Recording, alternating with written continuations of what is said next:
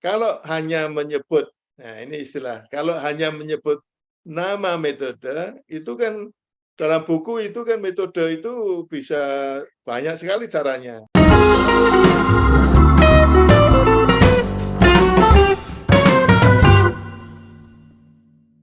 Baik, bismillahirrahmanirrahim. Assalamualaikum warahmatullahi wabarakatuh. Selamat pagi, sahabat UMK Talks Academy dimanapun Anda berada. Pada hari ini kita lanjut lagi nih di episode ketiga terkait dengan penulisan metodologi penelitian untuk publikasi ilmiah.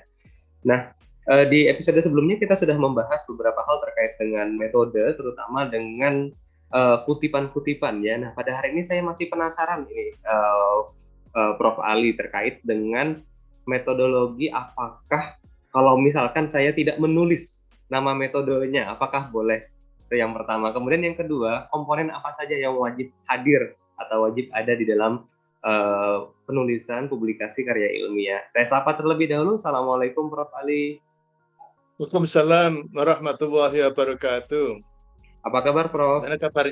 Baik-baik ya, Mas Salim. Alhamdulillah baik Prof. Nah, tadi saya punya 2 pertanyaan Prof terkait dengan publikasi nih Prof, terutama di bagian metodologi. Apakah boleh boleh tidak menyebut nama metodenya, dan kemudian apa saja komponennya? Ya, sekali lagi kita harus melihat konteksnya. Konteks itu konteks komunikasi ya. Komunikasi antara penulis yang peneliti ya. Penulis itu adalah peneliti yang melaporkan dalam bentuk naskah publikasi, melaporkan pada publik. Jadi audiensnya itu adalah para pembaca artikel kalau kemudian naskah publikasi ini nanti diterbitkan dalam bentuk jurnal. Jadi bayangkan ya, harus bukan dilihat ya dalam konteksnya itu pada waktu kita menulis bagian metode untuk kemudian dibaca oleh para pembaca itu tentu yang sudah juga terbiasa membaca artikel-artikel yang terbit di jurnal bereputasi. Jadi itu adalah yang sesama bidang ilmu, sesama peneliti atau calon-calon peneliti. Nah, mereka membutuhkan apa gitu. Pertama, kalau mengenai istilah dari nama, istilah yang merupakan nama dari metode penelitian yang digunakan itu memang bisa membantu, tetapi itu belum cukup. Jadi artinya pertanyaan tadi, apakah boleh? Boleh, tetapi itu tidak cukup. Yang diperlukan adalah isinya itu tentang apa yang dilakukan oleh peneliti pada waktu dia menyelesaikan penelitiannya, menjawab pertanyaan-pertanyaan penelitian. Jadi boleh saja menyebut nama metode penelitiannya itu, tetapi itu tidak cukup. Malah kalau disuruh memilih, bolehkah tidak menyebut, ya, bolehkah tidak menyebut nama metode penelitiannya, tetapi memberikan penjelasan, menceritakan, membuat narasi ya, menceritakan apa yang dilakukan, yang kemudian bisa kegiatan penelitian yang telah diselesaikan itu bisa diterima kaidah-kaidahnya sebagai suatu penelitian dalam bidang keilmuan yang mungkin bisa beda-beda ya. Penelitian untuk keilmuan yang beda-beda itu bisa punya tradisi yang beda-beda.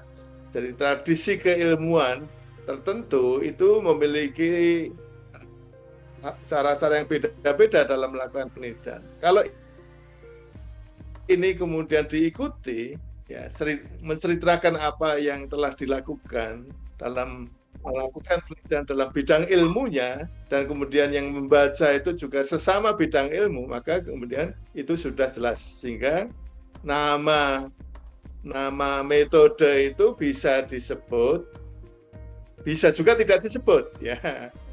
Jadi istilahnya itu tidak perlu disebut.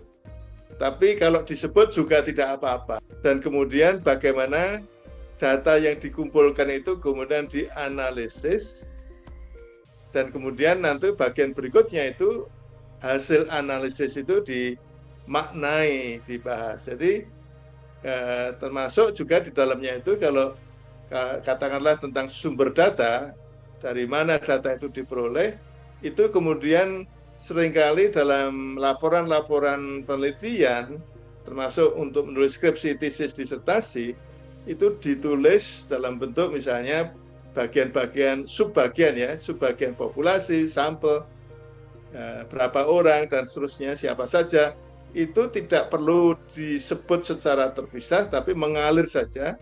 Sumber datanya itu diperoleh dari mana, caranya bagaimana, apakah sudah cukup. Ya, itu memberikan gambaran nanti kemudian masalah validitas atau keterwakilan sumber data untuk kemudian bisa mengambil simpulan diterapkannya pada populasi dan seterusnya. Jadi yang harus ditulis dalam bagian metode adalah paparan yang rinci ini. Ya, sedangkan istilah atau nama metode penelitian tidak harus istilahnya. Kenapa tidak harus, Pak Mas Halim? Misalnya katakanlah yang mudah saja diambil sebagai contoh, misalnya penelitian saya ini adalah penelitian eksperimen, itu tidak cukup karena begitu banyak yang namanya desain eksperimen itu, tergantung bagaimana bisa menjawab pertanyaan penelitian, mencapai tujuan. Jadi misalnya juga case study, tidak cukup disebut case study karena begitu banyak cara melakukan case study. Expose faktor tidak cukup, apalagi misalnya kalau disebutnya itu pendekatannya ya, penelitian ini adalah penelitian kuantitatif, penelitian ini adalah penelitian kualitatif, itu tidak cukup sama sekali. Ya, jangan sampai juga bahkan misalnya yang ekstrem itu, ekstrem tidak boleh ini, mengeklaimnya atau ditulisnya nama itu, nama case study, nama itu misalnya menggunakan pendekatan kuantitatif, tapi ternyata paparan rincinya itu sama sekali tidak mencerminkan bahwa itu kuantitatif. Menyebut bahwa penelitiannya itu kualitatif. Ternyata di dalamnya ada kuesioner misalnya, Google Form misalnya. Tidak ada wawancara, tapi ngakunya ditulisnya sebagai pendekatan penelitiannya itu penelitian kualitatif. Itu kan malah kontradiksi ya. Jadi, dan ini memberikan kesan yang negatif. Reviewernya itu melihat metode yang nggak jelas itu, antara nama metodenya dengan apa yang dilakukan, tidak match, tidak sesuai, itu mungkin sudah langsung kemudian diputuskan oleh reviewer, ini tidak bisa, ini dimuat, ini tidak layak dimuat itu. Ya, gitu Mas Salim. Baik, jadi kalau boleh saya simpulkan, sebenarnya namanya tidak penting, yang penting adalah isi dari apa yang sudah atau yang sudah kita lakukan pada saat meneliti. Begitu betul, Prof?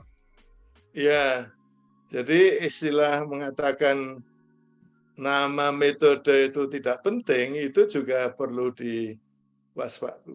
perlu hati-hati ya, karena jangan-jangan kemudian loh ini kan nama itu kan bisa membantu memperjelas. Oke, penting tetapi tidak cukup begitu ya. Penting, Mungkin tapi dianggap tidak perlu tapi tidak cukup. Ya, perlu dalam artian ada gunanya lah gitu, bukan perlu ya, ada gunanya. Ya, karena saya tadi mengatakan sebetulnya tidak perlu.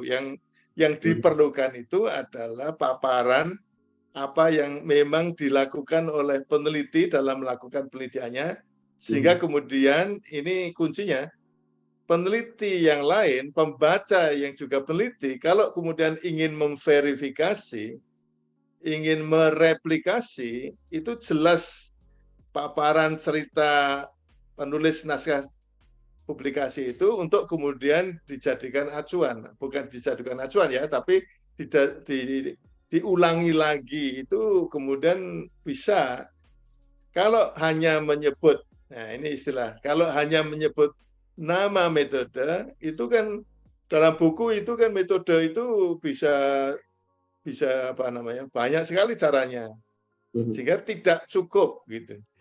Nah, kalau kemudian ternyata ada yang tidak menulis metode, nama metode itu, tetapi penjelasannya, ceritanya itu lengkap, itu tidak apa-apa, ya.